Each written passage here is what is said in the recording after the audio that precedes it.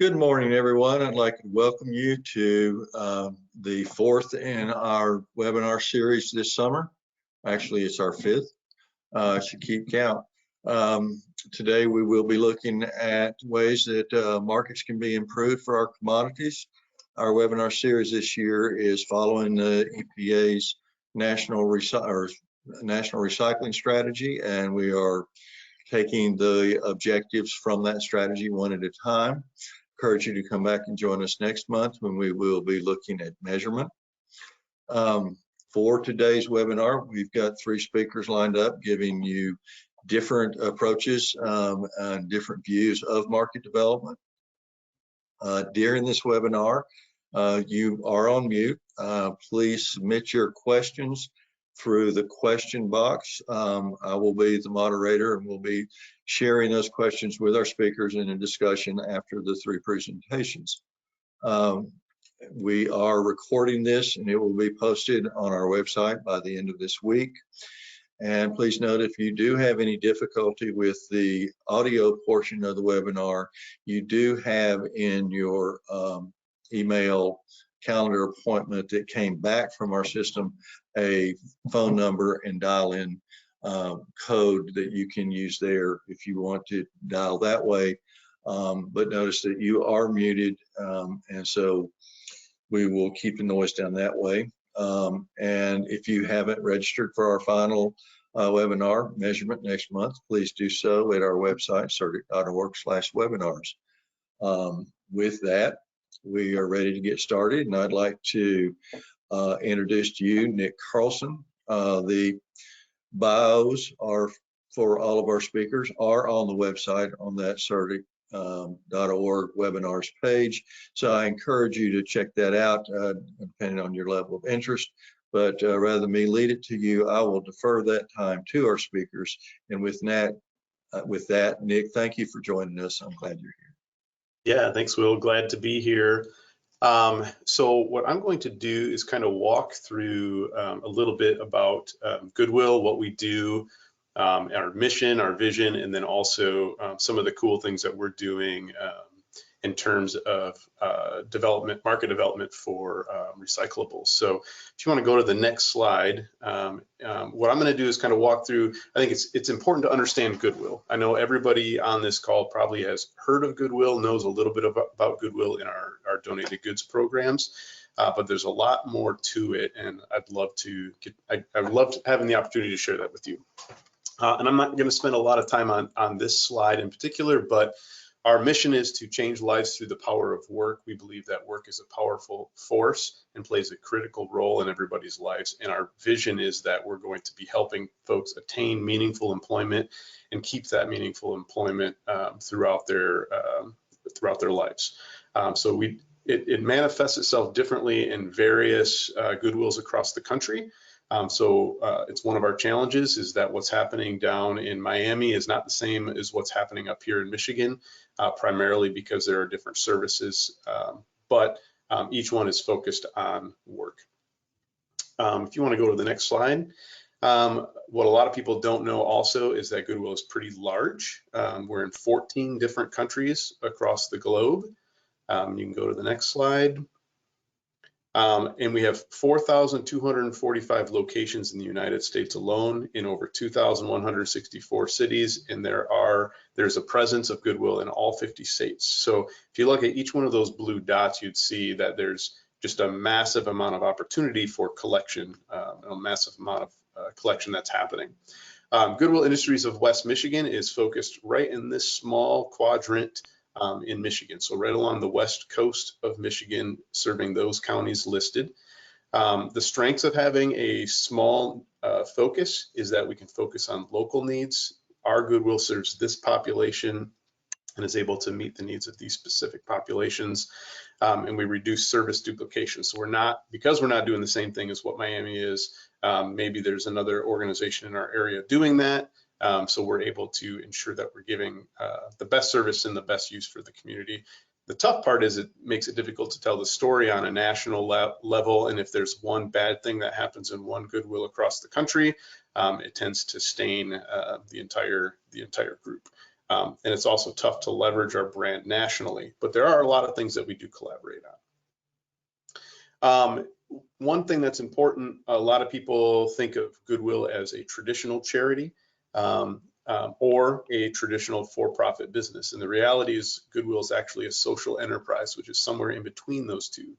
A social enterprise is something that earns profits from the product that we sell, takes that money and invests it into a mission. So we are a nonprofit, 501c3 nonprofit, but the business model is to earn money to then funnel that money into the different programs that we are managing. The way we do that is through donations. So we collect the donations.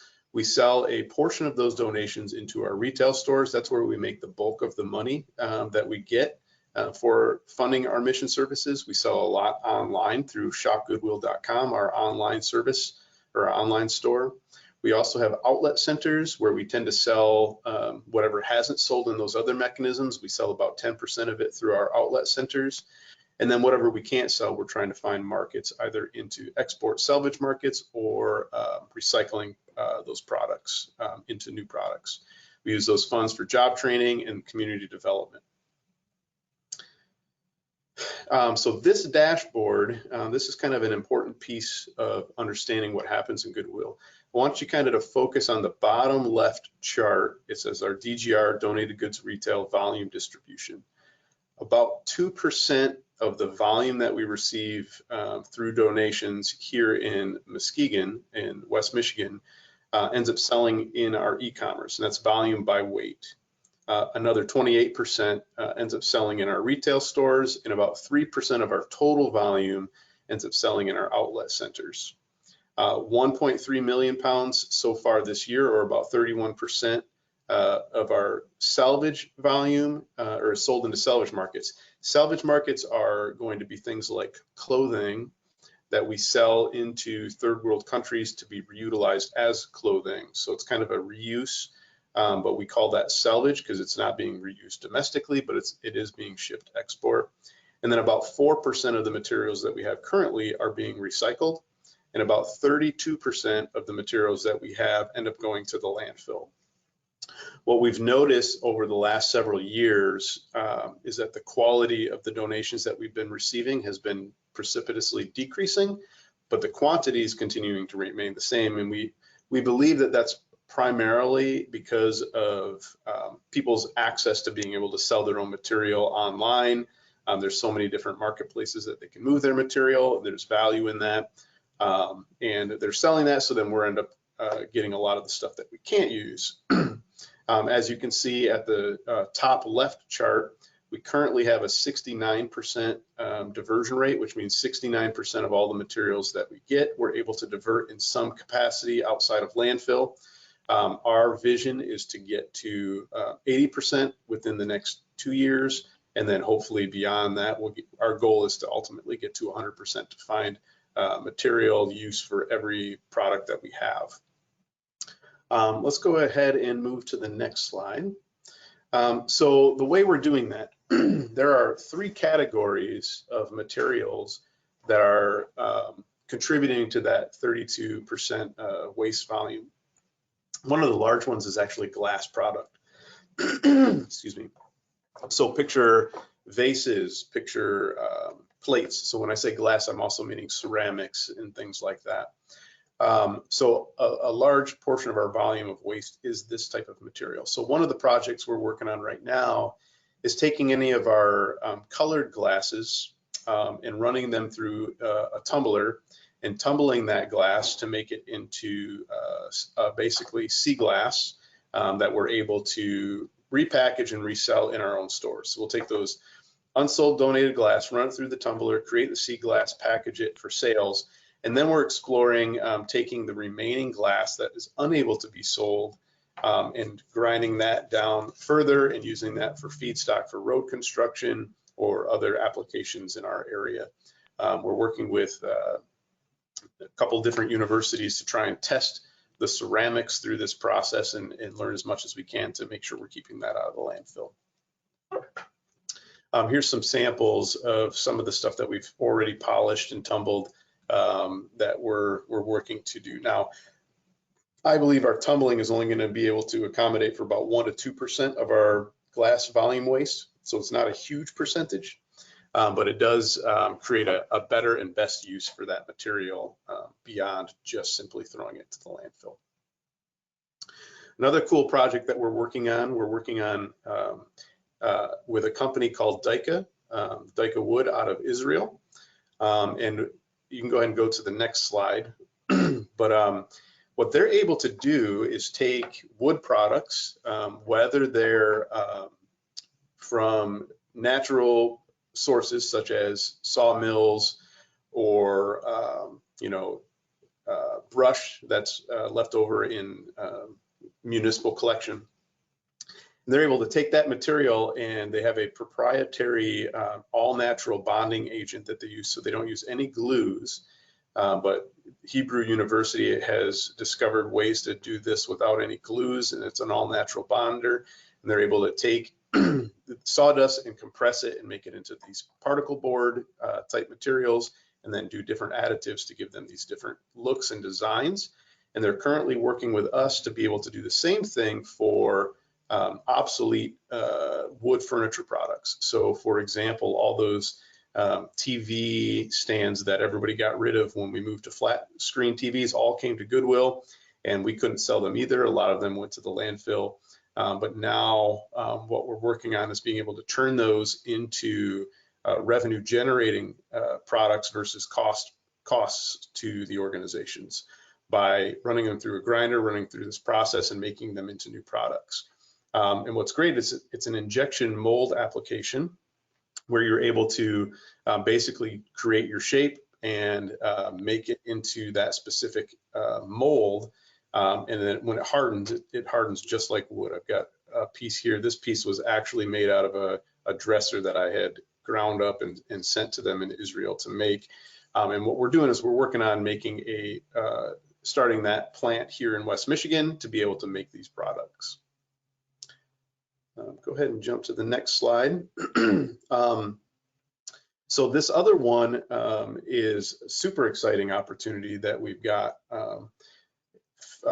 We throw away about 500,000 pounds of mixed post-residential plastics every year at Goodwill here in West Michigan.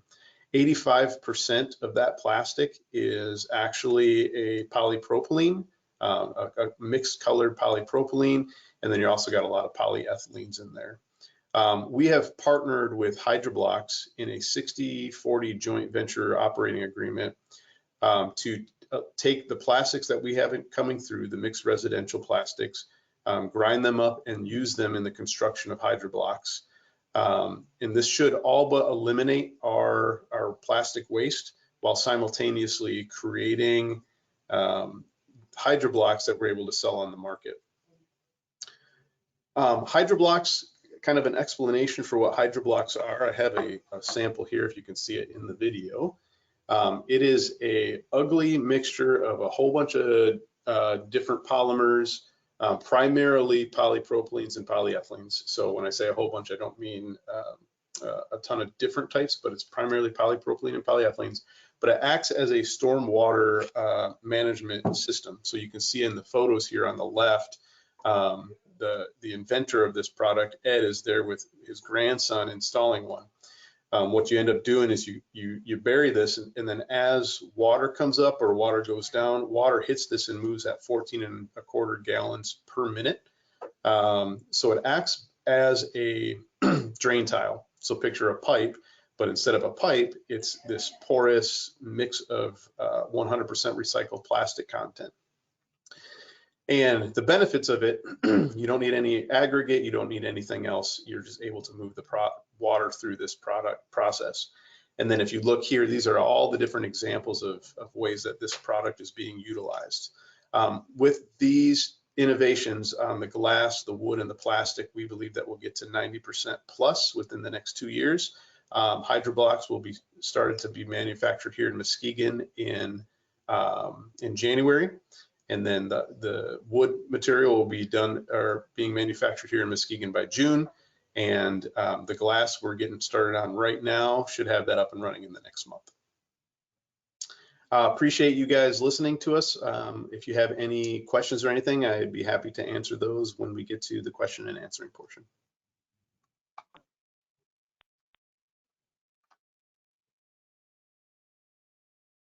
Thank you, Nick. Works better when I unmute when I turn off the mute. Next, we do have Kyla Fisher with us from Ameripan. Ameripan does a lot of work in the market development area, and with that, Kyla, they came to hear you, not me. Thanks, Will.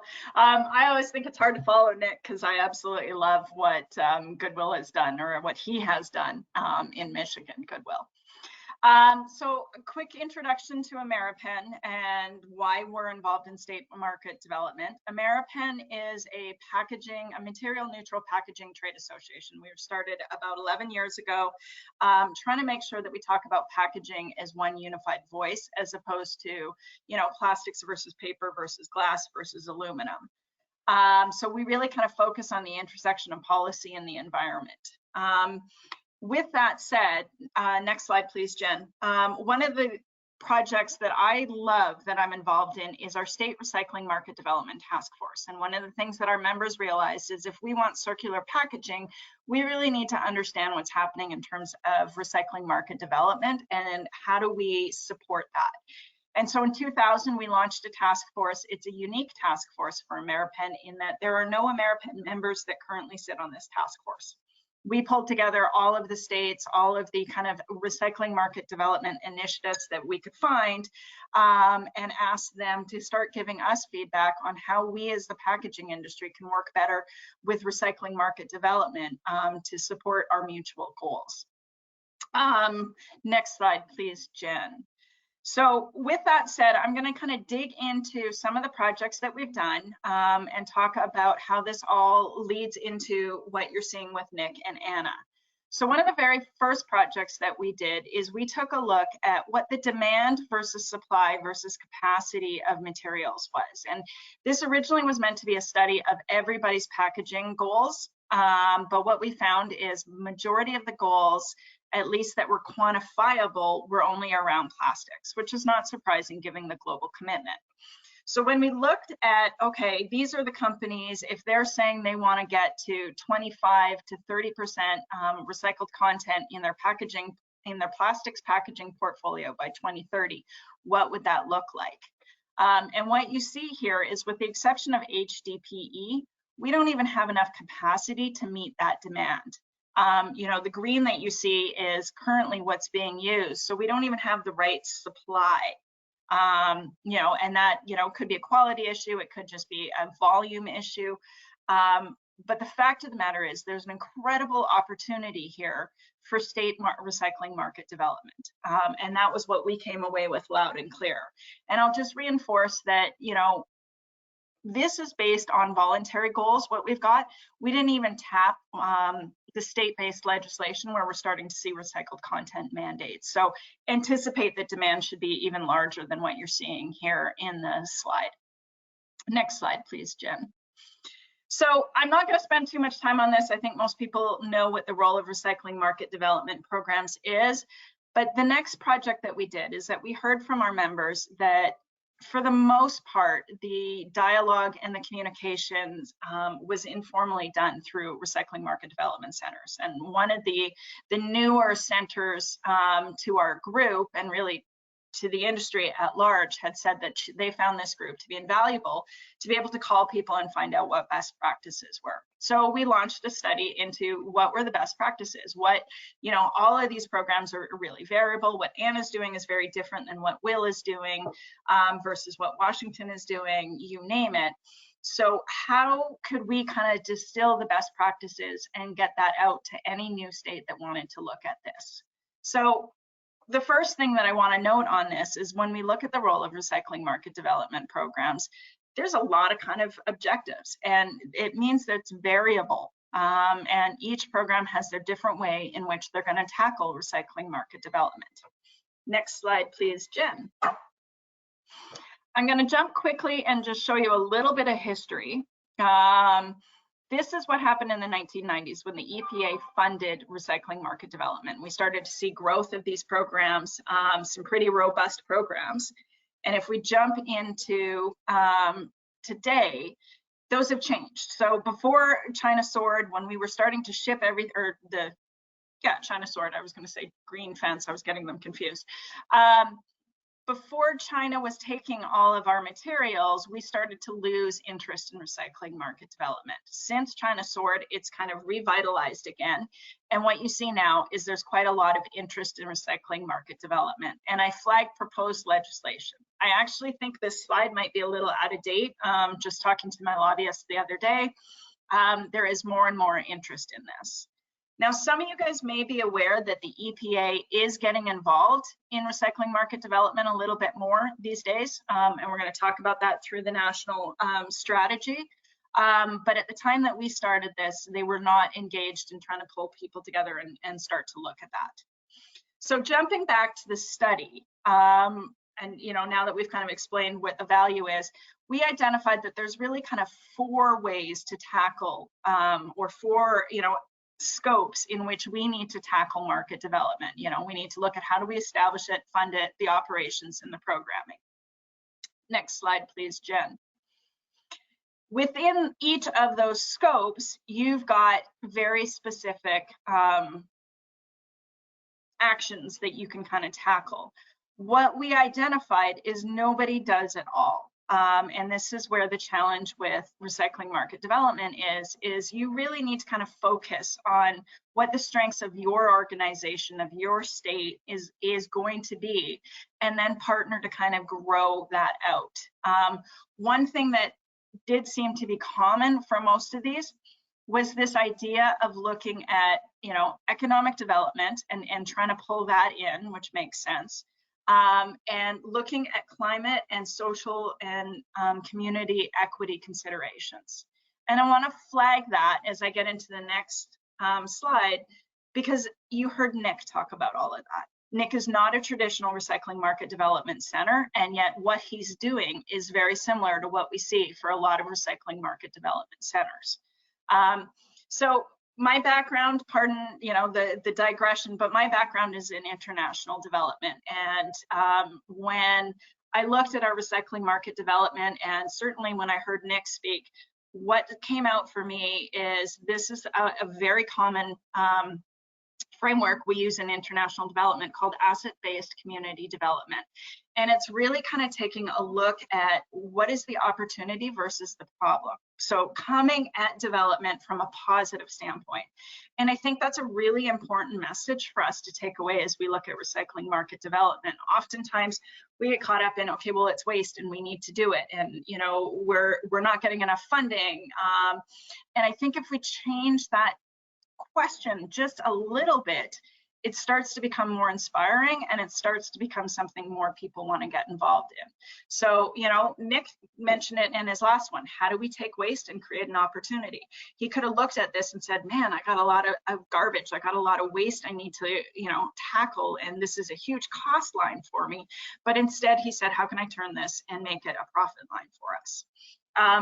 Local partners. How do we find those local partners? I think that's, really exciting. Certainly when you look at the Ameripen side, our members are screaming for ways to get involved with recycling market development. And so there's an opportunity there. And I think you can find that across the industries. So I'm going to jump into, we can go through all of these. I don't want to. I know I want to give Anna some great time to talk about hers as well.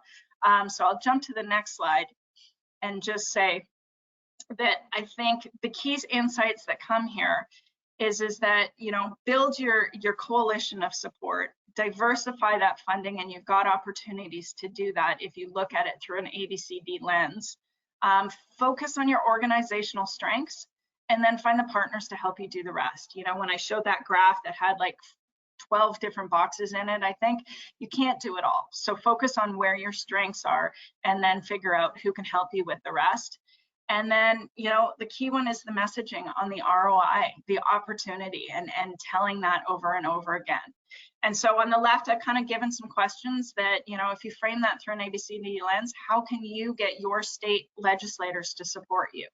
And maybe it's not getting a specific bill for recycling market development, but it's interjecting into, you know, extended producer responsibility bills that are coming forward right now, or recycled content mandate bills, and trying to push the message of recycling market development in there. So with that, I am finished. I will let you know that the best practices document is available for free on the Ameripen website.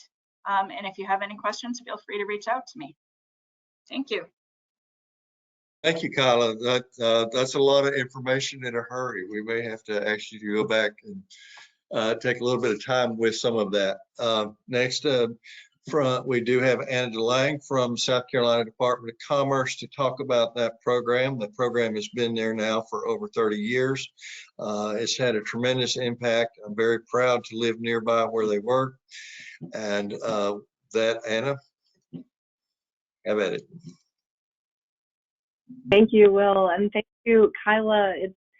It's been exciting to work with Ameripen on this process that they've been compiling this best management practice guide, because there is a lot of good stuff in here. And I think what is really exciting is that market development is not just for a particular suite of states. It can be for all of us, and we can plug in based on where our assets are. So thank you, Kyla.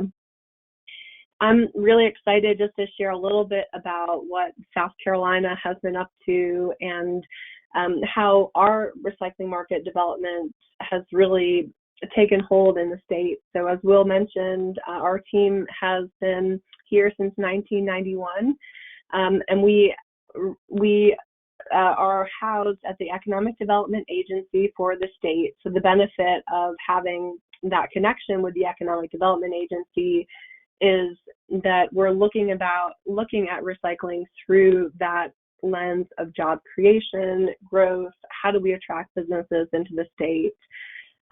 And we go about that through a few different ways. So we focus on promoting the recycling economic impact across the state. We also have an advisory board that is appointed by the governor's office, called the Recycling Market Development Advisory Board, that represents paper, plastics, metals, glass, higher education, local governments. So any piece of that supply chain, we've added on a composting component, and with some new commodities coming into play, we're always looking at ways to bring those ideas to the table to this group. We also focus on sustainable materials management. So since we are at the Economic Development Agency, which is focused on not only recruiting businesses, but also retaining businesses in the state, we have a very robust business services division that helps with a lot of different strategies, whether it's innovation, workforce, supply chain, and we have an existing industry team that is out in the field every single day. And as they're out talking to manufacturers, one of the questions that they're asking is, do you have any recycling needs? Do you have any opportunities that you're looking to increase your sustainability on site? And as a result of that, those referrals are then piped back to the recycling market development team, and we're able to make connections and help support our industry all across the state of South Carolina. But we also administer strategic campaigns. So we know that recycling is also about education, and we have a few strategies. One called Your Bottle Means Jobs, that focuses on getting more recycled plastic bottles in the recycling bin, or plastic bottles in the recycling bin, which essentially is the one thing that we do, which is really business to consumer. Everything else, we focus on business to business. We also have a strategy called Don't Waste Food South Carolina that really focuses on helping to build out and support food waste strategies and mitigating that material from the landfill. Next slide.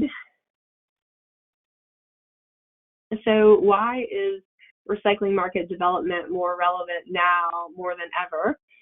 I will say that this is a kind of a unique perspective, and you might be wondering, why is she showing us an international investment map? But we are very unique in the state because we have over 1,200 global businesses that call South Carolina home. And as a result of that, many of those businesses have strong sustainability platforms, particularly now, as I would say over the last 18 months, we're seeing a heightened sense of interest in sustainability. This is coming through our global business development team. Certainly, as new companies are coming in, typically they will have a request for proposal or request for information.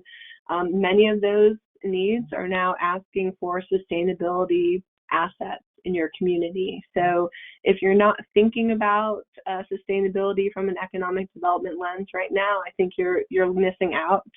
And our global business development team is certainly seeing that. So being home to Volvo and Boeing and Mercedes-Benz vans and BMW, Google, Sunoco, so many companies that have made commitments to a circular economy, to zero waste. In fact, we just landed Gallo Winery. They're a $9 billion company and large distributor of wine and spirits. They are 95% zero waste in California. And they came to us and said, we want to match that goal as we land in South Carolina. So we've been helping them through that process. So it's relevant now more than ever. And making sure that we're on the leading edge of that is really critical. Next slide. So I don't have to go too far in depth on this. I think Kyla did a great job of covering the fact that when you're focused on recycling market development, you're really looking at those supply and demand levers. So whether you're looking at supply, making sure that you're increasing the volume, but you're also looking at quality of material and feedstock, having that dependable material. And as I mentioned earlier, we have a few strategies that really do focus on those areas, particularly for your bottle means jobs, getting more recycled bottles from consumers in the recycling bin. Sun Fiber is one of our companies in Chester. They take recycled plastic bottles and turn them into fiber that could be in your furniture stuffing at home, in your pillows, all kinds of things. They brought in the Chinese General Chamber of Commerce earlier this year, which is essentially a lot of representation for investors that help support Chinese-based businesses in the United States. And they said to the whole group, well, our biggest challenge is getting clean material, but our really big challenge is getting material at all. You know, we need more material. We need more material to be recycled. So we're communicating that message in how we're helping support building those markets. This is a company that said we're ready to make an investment, make an expansion, but we're limited by the amount of material that's actually being placed into the recycling bin. And so we have an opportunity there. And certainly on the demand side too, you know, from a demand side, you know, making sure that we're getting demand. We're certainly seeing the demand and interest now more than ever with brands making commitments to this. I was just at Coke Consolidated last week, and they are very interested in getting their material back. So this is certainly an opportunity for us as we move forward. And so next slide. So one of the things that I just wanted to kind of set the stage for the fundamentals of the recycling industry in general, this industry is very highly entrepreneurial. Certainly we are looking at materials as a commodities business. Oftentimes those materials are looking at penny margins. So every time that you touch that material, there's a cost. So if we can find ways to really, you know, decrease the amount of times we're touching that material and, you know, getting the most out of that material, it makes a lot of sense. There's also a high uncertainty of supply oftentimes, and we're seeing this supply chain disruption right now hit all kinds of different industries. Well, if you're a recycler, you're used to not knowing where, you know, if you're going to have enough material, where it's going to come from. So it's a challenge. Quality of supply is a challenge as well. Making, what's interesting too, Sun Fiber, they bring in material from all across the world, and they have bottle bill flake that they bring in. They also have single stream material that they bring in. They said that they can actually get 10 to 15% more volume that is coming out of bottle bill flake compared to material recovery facility flake. And that is a pretty big difference. So quality matters. It's huge, and it makes a big impact in these industries. Markets are also very cyclical. We've certainly seen that over the course of the last just 5 years. And markets are global in nature. So that's just a little bit of a snapshot of what the industry looks like. But if we really start to zero in on how market development has impacted the state of South Carolina, we can just look at the numbers. So back in 1993, we had just a small handful of processing capacity, and these are only the processors. These are not the collectors, the haulers, the brokers. This is just the processors. So we had one recycled content glass recycler, one PET glass recycler in 1993. And then if you look at 2021, which it looks like this needs to be updated, certainly we've seen those processors grow significantly. And as a result, that's a capacity to be able to move more material through as we talk through the demand side, which is a really big deal. Having 4 recycled content paper mills in South Carolina that can handle material makes a big impact. Next slide. So the snapshot of our industry today is we have about 300 recycling businesses in the state, and we make up a $13 billion economic impact. We're in the process of updating our economic impact numbers. We should have more to you shortly. And then if we move on to the next slide, if we take a look at our investments from this past year, just in the recycling industry. So we saw a significant amount of investment from businesses coming into the state or new businesses expanding, $522 million of investment over 6 companies and 536 jobs. And so we're seeing that investment is continually coming in to the state of South Carolina, and I think it could easily come into states all over the country, because ultimately recycling is a very localized activity. Yes, we work with global markets, but there's so much you can do locally as well. And so I'm just really excited and encouraged to talk a little bit more with the group about how we get other states involved and how we help support the industry as a whole. So thanks so much.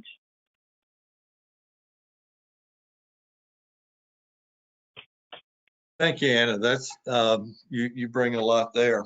I'd like to get my speakers back and to where we can just have a discussion in the minutes we have left to review where we've been. I do want to thank each of you for your time in putting these presentations together and the information that you brought and the time you've been with us. One thing that really that jumps to me is if we're going to be engaged in market development, we all have an interest there.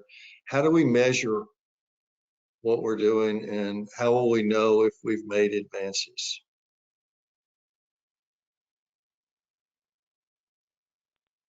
I can tackle. We're in the process. Oh, go go ahead, Anna. So we're in the process, since I mentioned on my last slide that we're updating our economic impact study. That's been I think our largest measure of success across the state of South Carolina. So we did one in 2006 and in 2013, saw significant growth between 2006 and 2013. And like I said, we're finishing up that process right now with Frank Hefner out of the College of Charleston. So having that consistent information. Of course, they use IMPLAN as their basis as an economic impact study, but they're really looking at jobs. They're looking at how is the industry seeing themselves? Are we seeing growth at, and if so, at what level? They're asking questions like how, are you going to be hiring more people in the next few years? If so, how many? Would you be considering expanding your business over the course of the next few years? So just getting some of those market indications beyond just the numbers. And so that's one of the ways that we've been measuring over time. Yes, and I'm familiar with your IMPLAN study that you've performed in South Carolina. We've also taken that to Tennessee and Alabama in recent years, and it is a very good measure. How do we take that to a bigger scale? So I was going to add that Ameripen is currently doing an economic development study. We've pulled together all of the different organizations and trying to, create a document that tells the story of the benefits of market development. I do want to note, though, that I think, measuring market development also comes down to what is the story that you want to tell and what are the goals behind your program. And so there are some programs that, maybe they're situated within the Department of Ecology or Environment. And in that case, they're adding in metrics like diversion rate or greenhouse gas impacts. And I think it really depends, again, what that story is. I do think those hard economic numbers speak to our culture and how we want to do things. But if you're looking at tapping, climate change funding or, trying to incentivize climate change actions and policy, then having those type of metrics is going to help you tell that story in a different way. You've just got to figure out who's the right audience for what the program is that you want to tackle. And Will, if I can digress for just a quick second, I wanted to flag something that I love about Anna's program. And I think oftentimes when we start to look at recycling development centers, what I hear from states and individuals is, well, I need money to offer grants. And I need this huge pot of funds that my state isn't offering me. What I think is beautiful about Anna's program is its resources. It's not necessarily funding. It was taking a look at state policies, state, resources, and saying, how do we make this a more incentivized, community for businesses to want to relocate here? And I think that that's a really important thing to flag is, again, Anna's looked at what was the assets that the state of South Carolina could offer and put those together into a nice package. And that's what we need to keep in mind is recycling market development can be so many different models, so many different things. And so don't get caught up in, I need funding, or I need to be able to partner with a business or this or that. There's other ways to kind of get to those goals. Sorry to digress.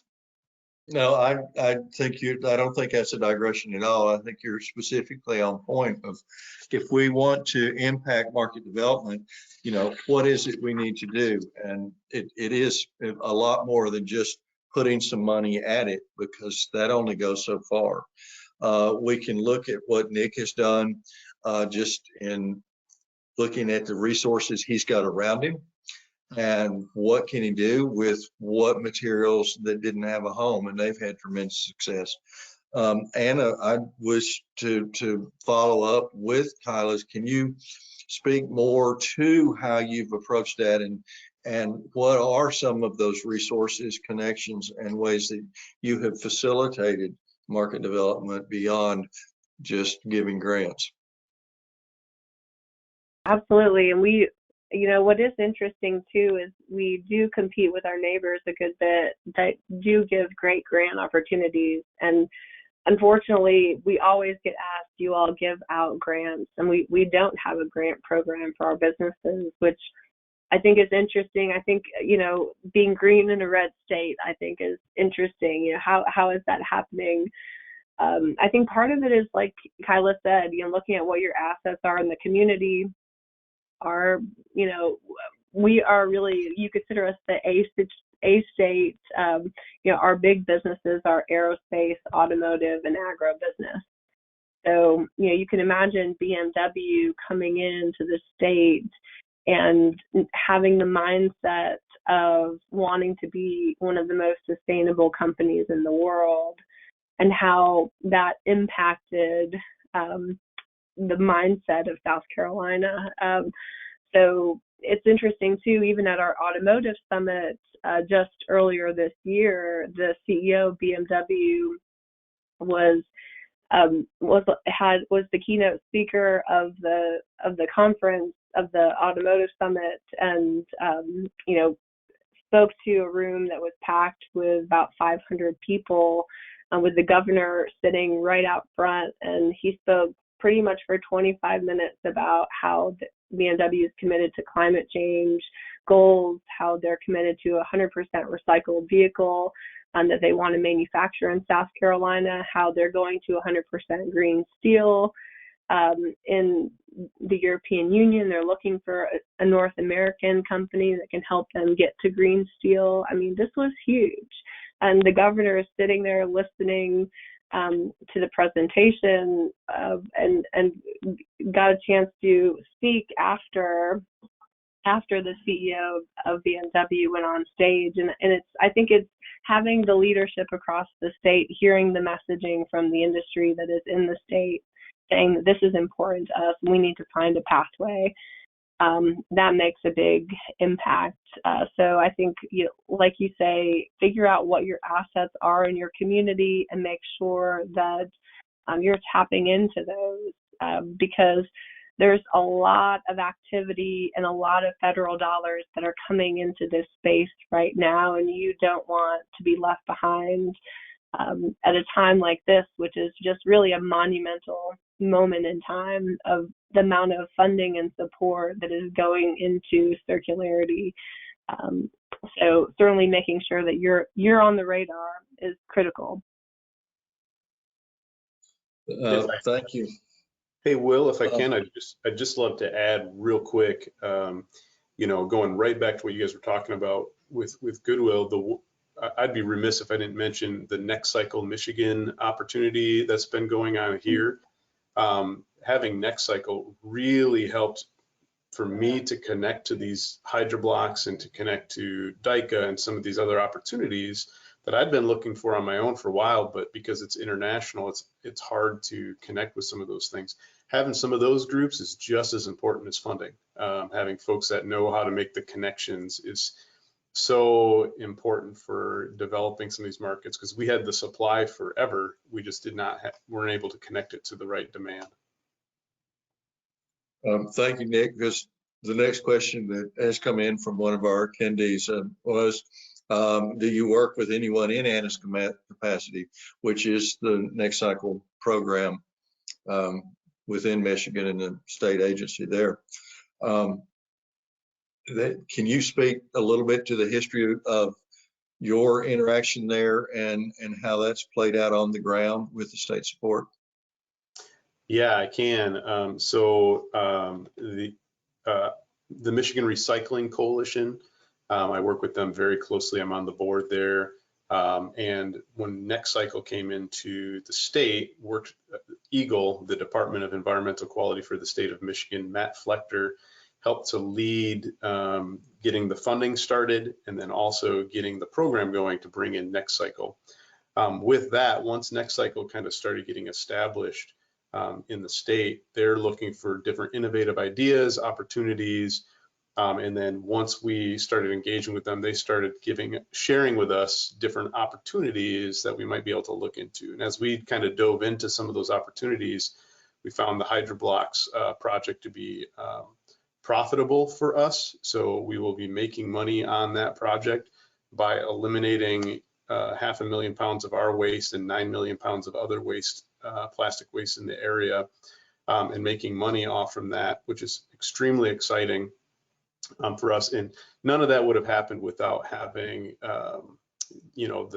the intermediary to help connect us to some of those resources. Then we kind of started taking on the ownership of those projects and kind of moving forward.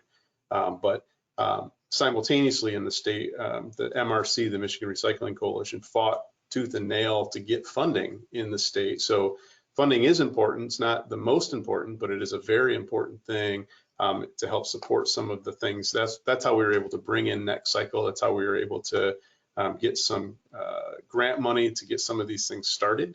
Yeah, it's super exciting, and I think that without having those different connection points, you're at a loss. So trying to find somebody or a group in your area starting a Next Cycle program, something like that would be highly encouraged.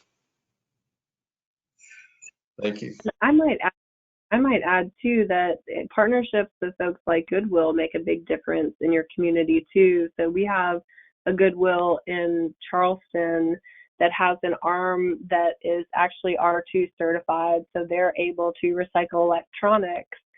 So they take, some of your older laptops, they'll clean out the documents that are in there, flush that out, and then oftentimes they'll resell some of those, but then they also have a big donation program where they'll work within the schools, K through 12 and high school, middle schools, to get access to laptops for students that don't necessarily have access to those.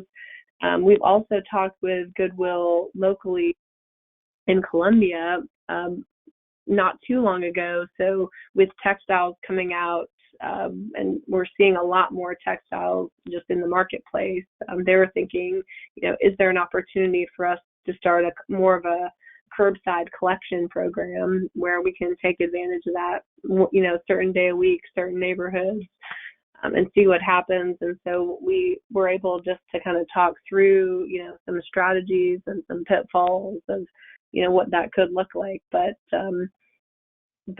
just the way that, Nick, Goodwills are set up, there's a lot of opportunity to take kind of that entrepreneurship model, but then also, have the training component and really support community programs in different ways.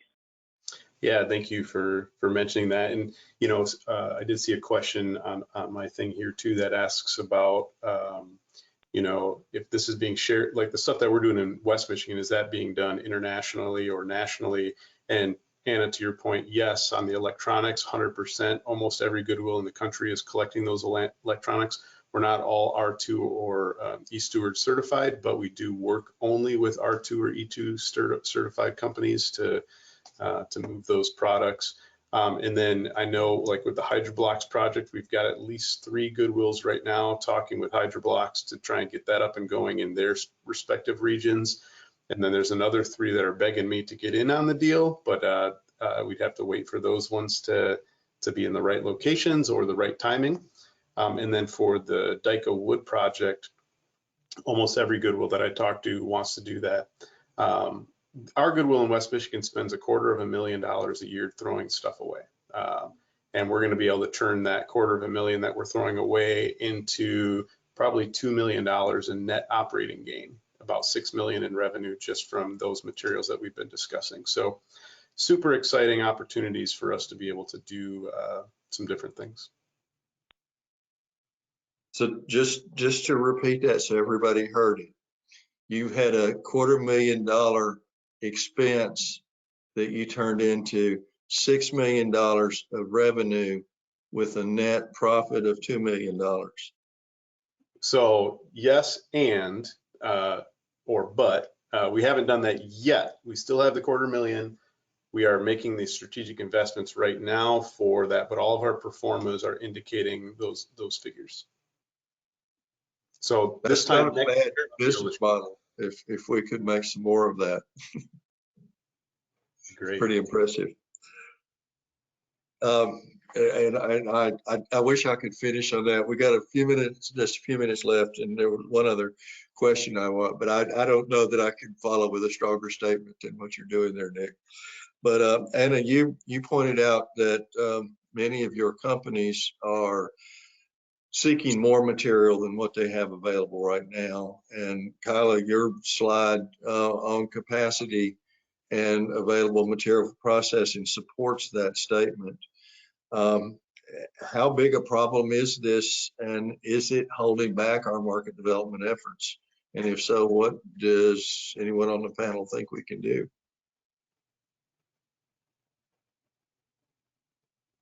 Well, if you talk to anyone that's looking for #1 plastic bottles in South Carolina that uses that as a feedstock, it's a big issue.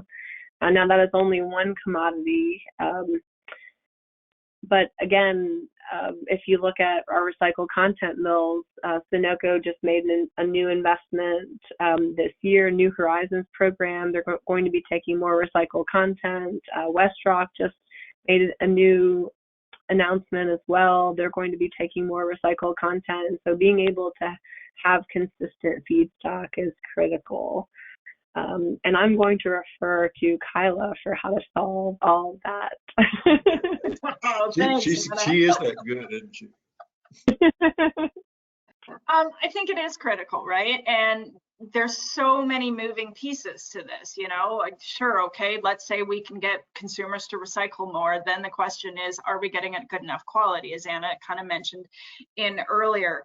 I think one of the things I struggle with, and this is Kyla Fisher hat, not the American hat on, is I think sometimes we get too caught up in recycled content has to go back to what the original product was. Packaging needs to go back into packaging. And that's not necessarily always the best use of our resources. And so to me, it's going to be a challenge because we've got to work through the competitive landscape, you know, when you look at PET and how many different industries are seeking that PET, now you put in recycled content mandates for packaging bottles, you're going to decimate textiles, or you're going to, you know, dramatically change at least the economics of that. And so I do think that we need to diversify. I do think we need to be creative in having numerous different opportunities to use our recycled content in different materials. And maybe we do need to invest in trying to understand what those are. If I can't have the high quality that I need for packaging, can I use it in, you know, the hydro blocks? But I also think it comes down to the community too. Like I think about hydro blocks and this waste material, and I go, okay, well, who sits on the coast who's been shipping all of their plastics out to China? That's going to be a really interesting market. Plus now you've got stormwater management because you're on the coast. Why are we not, like, everybody on the West Coast going for hydro blocks as opposed to somebody in, no offense, Nick, in middle America, who probably doesn't quite have the same dynamics in there. And there's an opportunity in middle America, but if we started to coordinate, I think, while still permitting for international competitive landscape, or at least a national competitive landscape, but still kind of coordinate, where does it make most sense to use resources and place them in different areas where they're going to have the highest impact? I think that's really the conversation that we need to have right now, as opposed to how many of us can race in and get, you know, PET recycling facilities and higher quality at this point in time.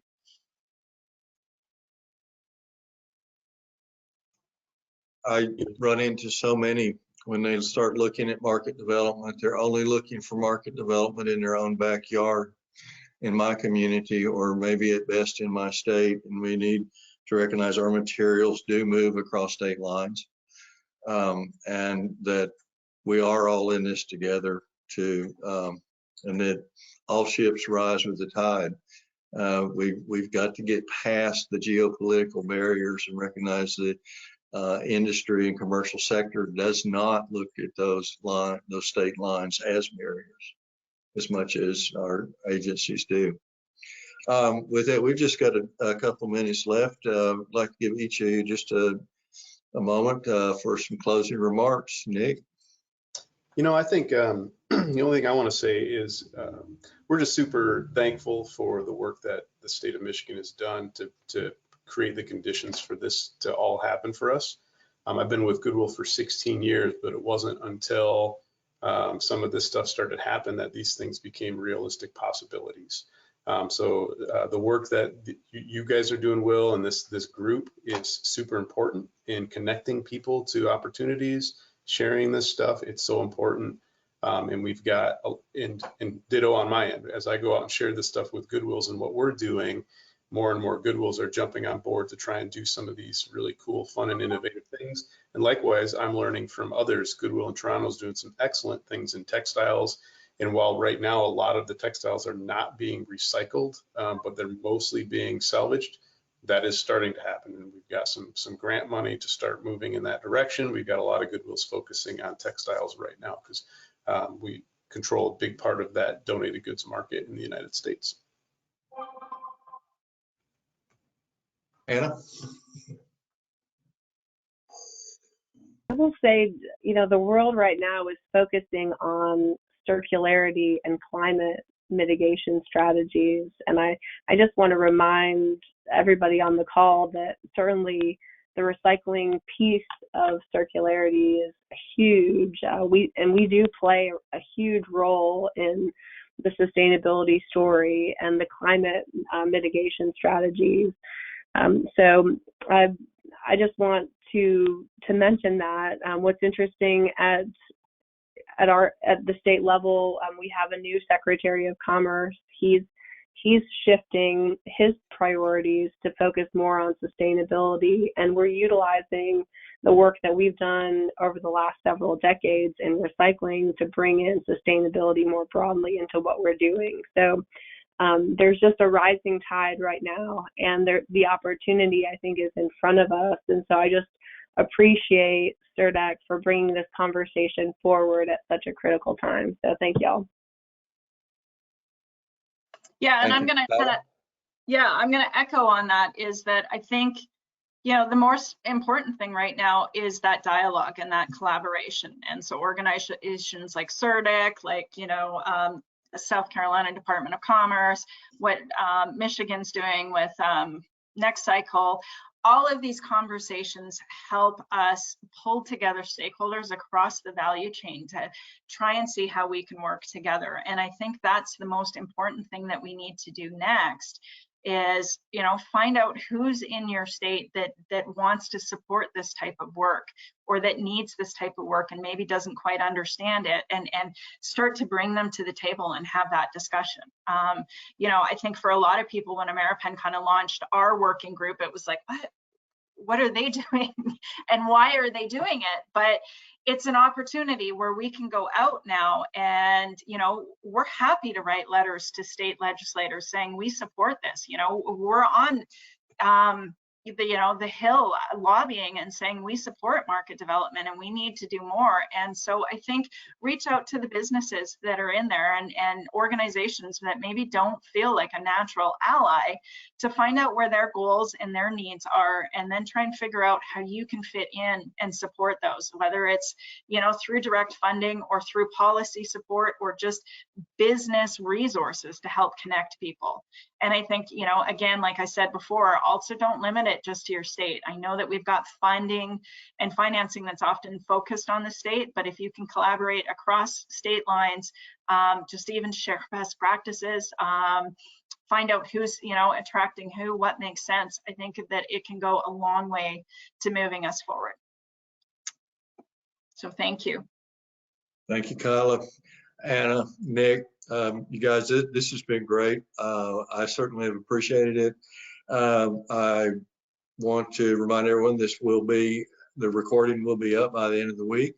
And in about 3 weeks, on October 5th, we will be looking at measurement, wrapping up our series for this summer. We also have our annual meeting coming up on November the 8th or 9th, later this fall.